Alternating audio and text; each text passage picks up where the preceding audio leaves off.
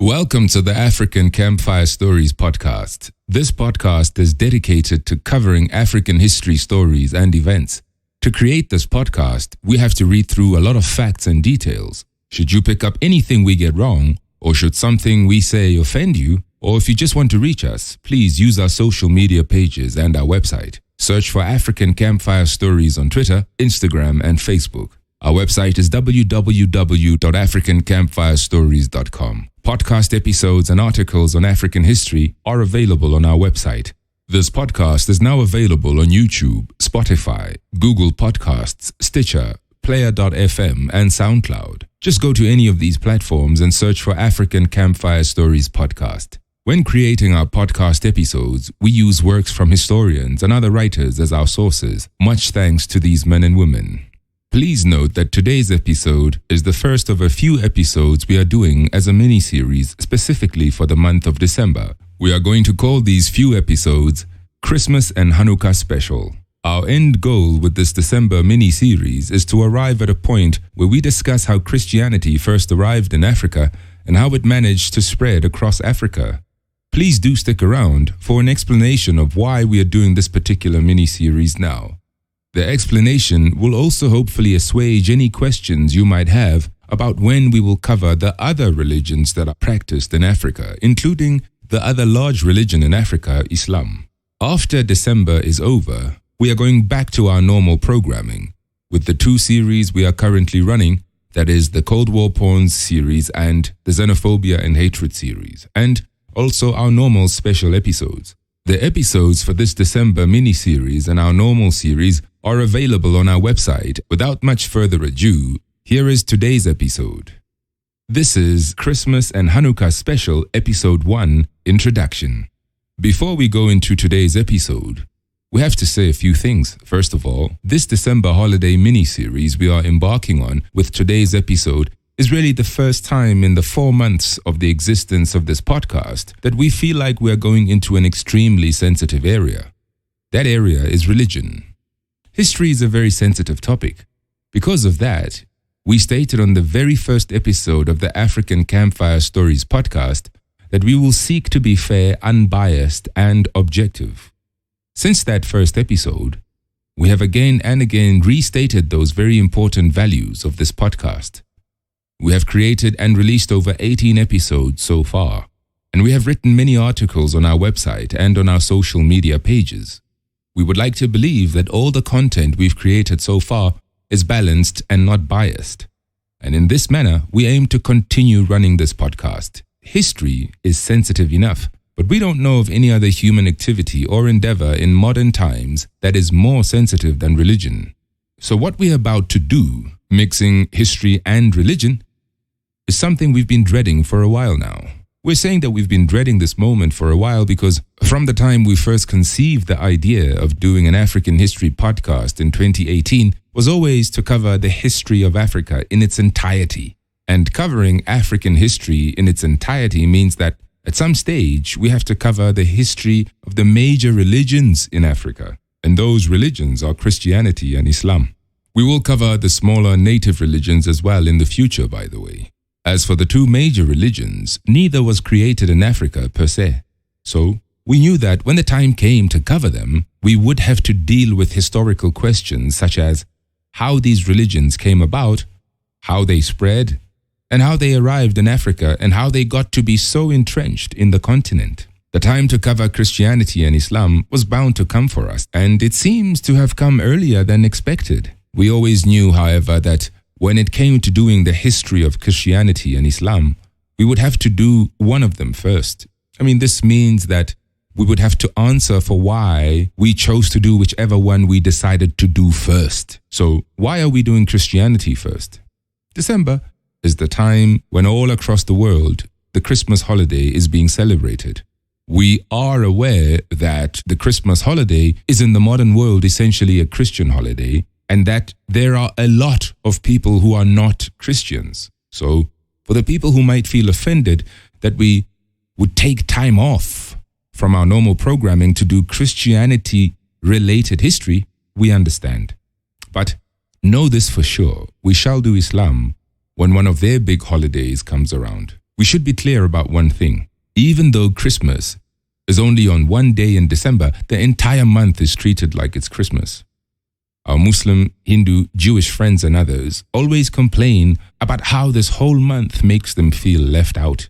The only time when Islam gets an entire month as well is during Ramadan. So, if we are doing a couple of Christian history-related episodes for a few weeks in December, the only fair thing to do is to give Islam a few weeks as well. And we will do so during Ramadan. For 2019, Ramadan took place between 5 May and 3rd June. Eid al-Fitr, which is the day after Ramadan ends, took place between 3 June and 4 June. We only launched the African Campfire Stories podcast in August of 2019. Another thing, Islam was created from some Christian and Judaism principles. In fact, in this story about Christianity, we cannot help but also look at Judaism as well, because in case you do not know yet, you do not get Christianity and Islam without Judaism. The idea of one God, meaning the idea of monotheism, Christianity and Islam, got that from Judaism. You might have also heard of Abraham. Well, he is regarded as the founder of Judaism, Christianity and Islam. In fact, all these three religions are called Abrahamic religions. But Abraham wasn't around when Christianity and Islam were founded. So how could he have founded them? He founded them because he is considered to be the founder of their source. And that source is Judaism. So for the story of the two major religions in Africa to make sense, you have to start with Judaism, then do Christianity, and then do Islam. You can't do it the other way around. For instance, take this illustration. Jesus Christ, whom the Christian religion is named after, is the main factor in Christianity. He is also an acknowledged and much respected prophet in Islam. But in Judaism, he isn't a factor. The Prophet Muhammad is not acknowledged in both Judaism and Christianity. But Judaism's big guns are respected in the two, Christianity and Islam as well. Judaism figures such as Jacob, David, and Solomon, those guys are respected in all the three religions. Let's put it differently, and possibly more simply.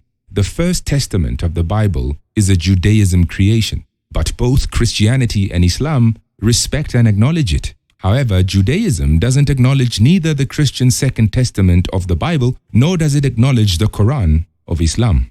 So, we hope that this long and thorough explanation suffices to explain why we are doing Judaism and Christianity first. If you still have questions and queries, please drop us comments on the posts of this and other Christian history episodes on our website and our social media accounts. We are first and foremost an African history podcast. We are not a Christian podcast, nor are we an Islamic podcast. The fact that these two religions are even being discussed at all by us on this particular podcast is because of our objective of covering African history in its entirety. Because we are an African history podcast, the other thing that drew us to the foundational story of Judaism is how much Egypt figures into that story. Egypt, as you know, is in Africa. So, the link between Egypt and the area where Judaism was founded and the people who founded Judaism, meaning the ancient Jewish people, makes us feel that the story of the foundation of Judaism is partially also the story of Egypt's influence on Judaism. We will go into detail about Egypt's involvement in the upcoming episodes of this mini-series. For now, we'll just state that there are many stories people know about Egypt and her role in impacting the early Jewish people. For instance, Moses, the person to whom the Pentateuch, i.e. the first 5 books of the Old Testament, is ascribed to, was raised as an Egyptian prince. Then you have things like the story of the Jews leaving Egypt for Canaan. It is from that story that you get things such as Passover, the strengthening of the covenant between Jews and God, the 10 Commandments, and so forth and so on. Without Egypt, it's difficult to ascertain what Moses' role in Judaism and then subsequently in both Christianity and Islam would look like. If Moses is not regarded as the person who freed the Jews from Egypt, would he still have the same stature in all the 3 Abrahamic religions? Does Canaan, the land the Jews regarded as their promised land, still hold the same significance if the Jews were not freed from Egyptian slavery in order to get there. There are other stories on Egypt we will get into later on in this mini-series, so stay tuned for that. However, which religion would be covered first is only just one of the concerns that we had about covering religion. The other concern is that the topic itself is a super sensitive topic. We are not here to insult, denigrate, and undermine. We exist for the love of history. We will therefore stick to historical facts. We will also provide reading lists or a reference list on our website. That list will contain our main source material for the entire Christianity mini-series. You can use that list in case you want to do further reading on your own. As history buffs, we are well aware that there are authors out there who dedicate their lives to throwing dirt on certain religions. Authors that exist for almost all historical topics, by the way. For many people, history, for the most part, always seems to be a story of someone or some people against someone else or some other group of people. Because of that, there are few things you can say about any story from history that does not have the potential of angering at least one group of people. A podcast, especially this mini-series that we are about to do, cannot be so thorough as to cover everything about a given topic. There is also just not enough space and time available for making sure that every fact lands well with everyone listening. In fact, it is impossible to ensure that every fact does not anger someone out there. Therefore, should you be offended by the facts we'll be presenting, please let us know. Just know, however, that offending people is not our intention. As lovers of history, we would like to live in a world where everyone would be happy with historical facts, so long as they are not presented with the intention of hurting or disadvantaging anyone. But real life does not work that way. If you're not happy about this long-winded, drawn-out introduction and would like us to get to the story already, believe me, we would like to get the story going too. And we will do so shortly. But please be aware of this, however. The history stories, events, and facts we will cover in this mini-series are some of the most contentious in human history. Millions of people over the course of human history have died over the facts we will be discussing. Wars have been fought over these facts or because of these facts. Arguments and conflicts still rage even today over the stories we will be sharing with you. People have manipulated and twisted these facts in order to support political agendas, or to support their claims of land ownership, or to show that they deserve certain things more than other people, and so on and so forth. The geographical area we'll be covering in this story, that is, the land on which the stories of the Torah, the Tanakh, and the Bible are rooted in, is still being fought over even today. The characters from this story are highly contested and divisive even today. We thus have to treat this story with care. So if it means that we have to do a long introduction to try and explain our intentions, to try and explain that we are not intending to hurt or offend anyone on purpose, we feel it's the least we could do considering the weight of the story. So, as you listen to the story, please remember that we are not judging, we are not blaming, and we are not attacking. If, while listening to this mini-series, you get to parts that make you feel uncomfortable, feel offended, remember this extensive and long-winded introduction we've just done. The story of the foundation of Christianity is probably one of the most chaotic stories we have ever come across. This is because the region from which Christianity came was a chaotic one. It is still chaotic today, by the way.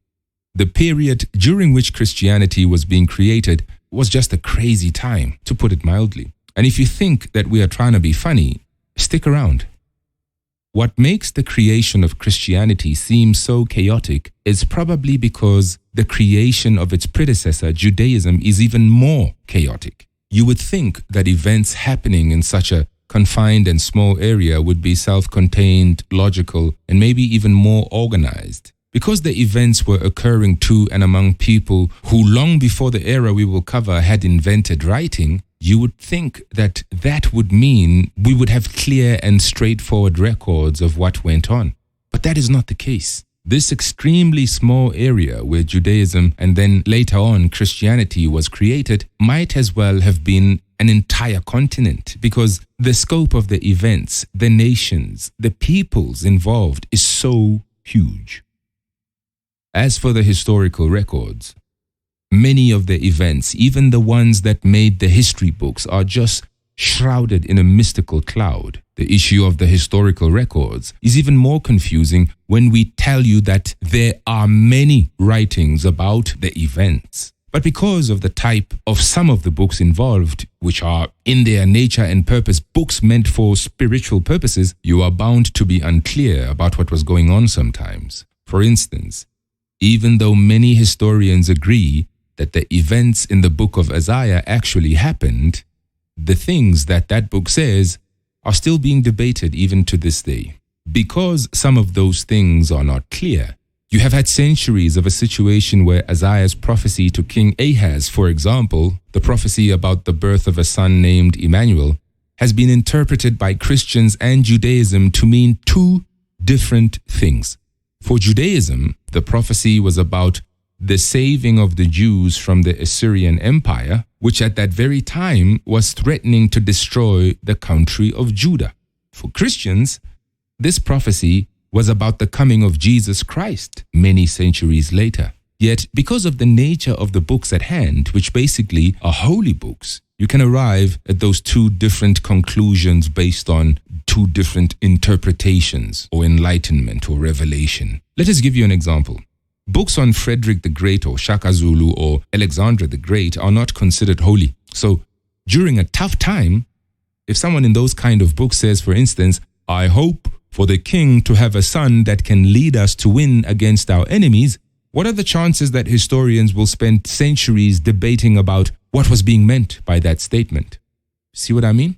This isn't to denigrate holy books at all. These books are for devotional and spiritual purposes, but to try and understand some events using only holy books is quite difficult. Can the field of history on its own be used to establish the meaning of things such as religious prophecies? No. We think not. So, we personally think that the fights between theologians and historians over some of the meanings in holy books are not warranted. If some fact appears only in the Bible and there is no other piece of writing where that fact appears, well, you do know what historians do in such situations. Just state that there is only one source and therefore you do not know for sure and move on. This is not something not only reserved for facts from the Bible. If something only appears in one written source, historians say so. There are some things contained in the Bible that have never had any other source to this day. And maybe those things will never have any supporting source outside of the Bible. But does that mean they are not true? No. In the field of history, you have an easy way out if you are not sure. You just say that for this particular event or for this particular group of events, there is only one source. And you move on. Because the only way to falsify or confirm these kind of stories for historians is the discovery of sources that were previously unknown or undeciphered. Fields such as archaeology and the dating of manuscripts and other sources help in such endeavors. Historians have lost careers and have been humiliated for arguing against certain things, whether those things were from the Bible or any other writings. There have been things in the Bible that did not have any other source for centuries. And suddenly, someone finds a piece of rock somewhere in Jerusalem and all of that changes. Take the story of King David, for instance. King David slayed Goliath in the Bible. Historians for centuries were never sure that David existed. Many of them even stated that David was only ever an imaginary person, that he never actually existed. And then, very recently, some archaeologists found a stone slab that makes mention of the house of David. The slab was dated and it was found to be legit. Now, David is accepted as a person who actually existed. There are, however, other additional sources and authors that we have for that particular period. Authors and historians like Josephus, Tacitus, Pliny the Younger, and Philo. These guys will help to guide us through this mini-series. Because of authors like these, the Bible is not the only source that tells us that Jesus Christ existed. For instance, we know that Jesus Christ is mentioned by Josephus and Tacitus. His notorious executioner, Pontius Pilate, is mentioned by Josephus and Philo, and so on and so forth. In cases where historians deem the Bible clear enough to be used, we will go with what the historians say and use the Bible. There are also people like the Apostle Paul. There are also many early Christian fathers. all of whom wrote very early in the existence of Christianity. Some of these early church fathers were from Africa, as you will learn in the upcoming episodes. These are people like Tertullian, Cyprian, and Augustine. You will even hear about the early church fathers who were arguing with each other about what nature and form Christianity should take. Staunch churchmen like Arius from Libya, who was born in 256 AD and had some heated arguments about Christianity with the other church fathers and even with the Roman Emperor Constantine the Great himself. Christians out there, please note that all we said above is that when the Bible is not clear enough for historical purposes. We did not say that when the Bible is not correct. The issue is about clarity. Our job here is not to falsify the Bible or any other religious source for that matter.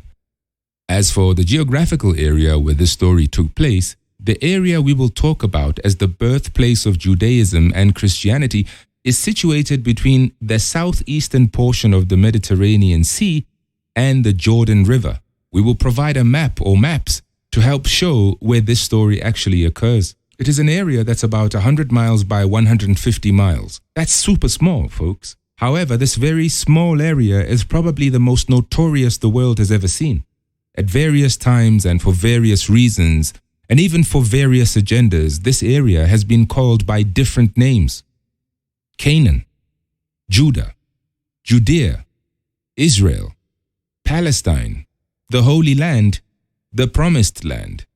These are some of the names that have been used for that area. Note that even using any one of these names can elicit anger from some group or another. For instance, some modern Jews hate the word Palestine because it implies that the Palestinians have a claim to that area too.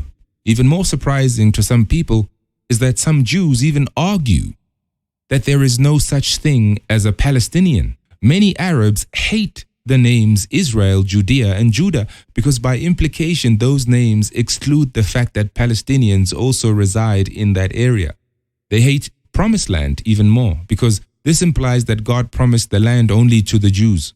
So you see, dear listener, that is the kind of sensitivity we are dealing with here. Some of these sensitivities are not just religious, but they've moved from pure religious arguments into the political realm. If you think this area, who many people these days just call the Middle East, is just crazy right now, you don't know of its ancient and classical history. Take the events of the year 66 AD, for instance. What happened in 66 AD and why is 66 AD important? Well, it's important because the compilers, the authors, and editors of the Second Testament of the Bible would have to watch how they wrote about certain things because of what happened in 66 AD. Let historian Simon Sebag Montefiore explain what happened during a very short period in 66 AD. Note that we've made some minor adjustments to this lengthy quote in order that you can understand it better, but we haven't changed its intended meaning. Open quote. The gates of Jerusalem remained open to Jewish pilgrims, for religious fanatics, battle-hardened cutthroats, and thousands of refugees poured into the city, where rebels expended their energies in gang warfare and vicious witch hunts for traitors. Young and brash brigands now challenged the rule of the priests. They seized the temple, overthrowing the high priest himself, electing Ananus to replace him. Ananus rallied the Jerusalemites and attacked the temple. John of Gishala and his Galilean fighters saw an opportunity to win the entire city. John invited the Idumeans, aka the Arabs, from south of Jerusalem. The Idumeans rampaged through the streets, killing 12,000 people. They murdered Ananus and his priests, tossed them over the walls to be eaten by dogs. Close quote. The quote continues, now into this mess the Romans are on their way. Open quote. John's supporters soon lost faith in him. They defected to another young Jewish warlord named Simon ben Giora. Simon was a greater terror to the people than the Romans themselves. Now, there are two competing warlords in Jerusalem, John and Simon. And now, another Jewish group called the Zealots rebelled against John. Roman historian Tacitus says now there were 3 Jewish generals in Jerusalem, meaning There were now 3 Jewish armies fighting each other for the city. The Romans continued to get closer. They then retook Jericho from the rebellious Jews. Only now does the chaos inside Jerusalem stop.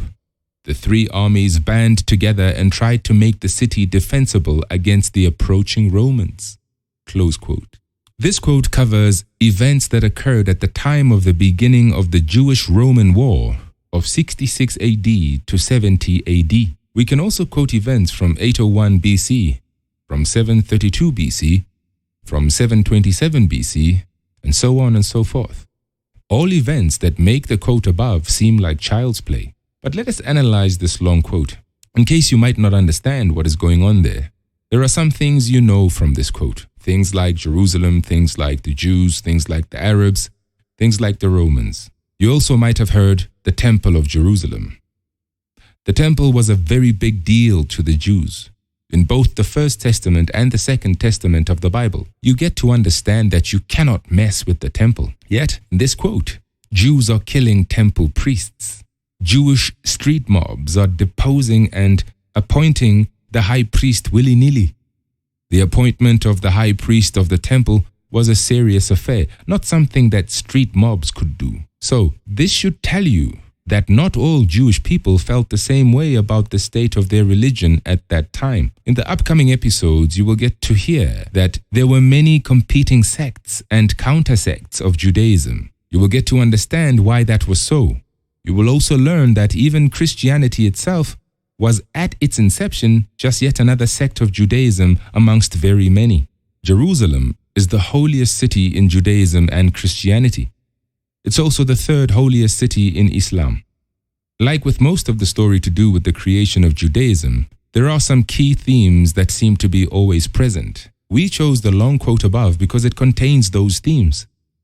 So what themes are those? There is always some very serious internal Jewish bickering. There is always a very powerful external enemy who is threatening the Jews with extinction and threatening to take the land on which the Jews reside.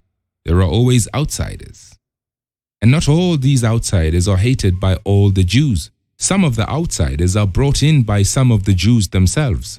In this quote, as you can see, the Idumeans were invited into that already existing murderous chaos by one of the warring Jewish factions. The issue of the temple priests and so forth, is always a present theme, and the temple for the Jews represents the abode of God. Another theme that is sometimes missed when people think of Jewish history is the fact that the early Jews were some of the most tenacious fighters of the ancient world. They were always ready to fight to defend their homes and their religion. Spoiler alert. This explains why most Jews could not understand the idea of a Messiah that would make statements like "give unto Caesar that which belongs to Caesar," or "you must turn the other cheek." Do not forget these key points, because you will see them again and again in this story.